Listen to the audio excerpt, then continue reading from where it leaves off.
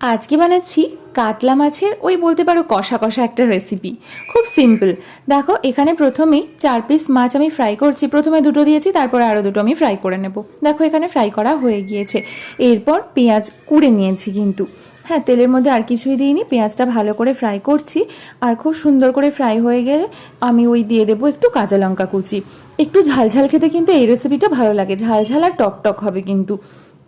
দিয়ে দিয়েছি অল্প একটু আদা রসুনের পেস্ট, আদা রসুন অল্প একদম দিয়েছি, আর টমেটো ওই কুড়ে নিয়েছিলাম তো সেটাও দিয়ে দিলাম। খুব ভালো করে কিন্তু কষিয়ে নিতে হবে লাল লাল করে। তো চলো এরই ফাঁকে দিয়ে দিয়েছি হলুদের গুঁড়ো, লঙ্কার গুঁড়ো। আজকে কাশ্মীরি রেড চিলি পাউডারটা অ্যাড করিনি, শেষ হয়ে গিয়েছে। মোটামুটি কষানো হয়ে গিয়েছে, এরপর জল অ্যাড করছি। আর এরই ফাঁকে কিন্তু লবণটাও আমি দিয়ে নিয়েছিলাম, আর টমেটো সসটাও দিয়ে তারপর মাছগুলো তুলে দিয়েছি। কেমন লাগলো কমেন্টে জানিও।